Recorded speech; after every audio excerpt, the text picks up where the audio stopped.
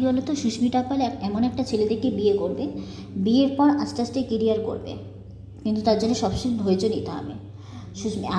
আগে কথাবার্তা বলবো যে সুস্মিতা পাল এমন একটা ছেলে ঠিক করছে, বিয়ে করবে যেই ছেলে কলেজ পর্যন্ত পড়াশোনা করে পাশ করা আছে, গ্র্যাজুয়েশন কমপ্লিট, প্লাস আমার হাজব্যান্ড ডাক্তার। মানে সুস্মিতা পাল যাকেই বিয়ে করবে সেই ছেলে কলেজ পর্যন্ত পড়াশোনা করে পাশ করতে হবে, গ্র্যাজুয়েশন কমপ্লিট, প্লাস আমার হাজব্যান্ড ডাক্তার।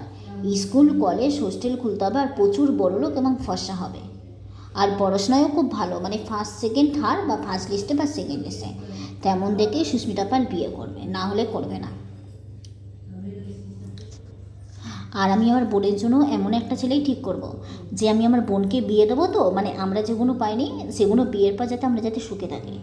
মানে আমিও আমার বোনের জন্য এমন একটা ছেলে ঠিক করব, যেই ছেলে মানে আমার বোনের জন্য আমি সম্বন্ধ করছি, বোনকে আমি এমন ঘরে বিয়ে দেবো যেই ছেলে কলেজ পর্যন্ত পড়াশোনা করে পাশ করেছে, গ্র্যাজুয়েশন কমপ্লিট, প্লাস ডাক্তার আছে, স্কুল কলেজ হোস্টেল আছে, আর প্রচুর বড়লোক এবং ফর্সাও আছে, ফার্স্ট লিস্টে সেকেন্ড লিস্টে আর ফার্স্ট সেকেন্ড থার্ড আছে, তেমন দেখে বোনকে বিয়ে দেবো। আজকে সমাজ যদি না পাগল থাকতো না, আমি আর বোন না, আমি নাচের স্কুলে ভর্তি হব, নাচ শিখবো, মডেলিং শিখবো, ফটোশ্যুট শিখবো, সব শিখবো। আমি মানে কঠিন কঠিন তো নাচ পারবো না, সহজ সহজ নাচ শিখবো। আমি একসময় নাচ শিখতাম, অভিনয় নাটক এসব শিখতাম, আর এখন ভুলে গেছে।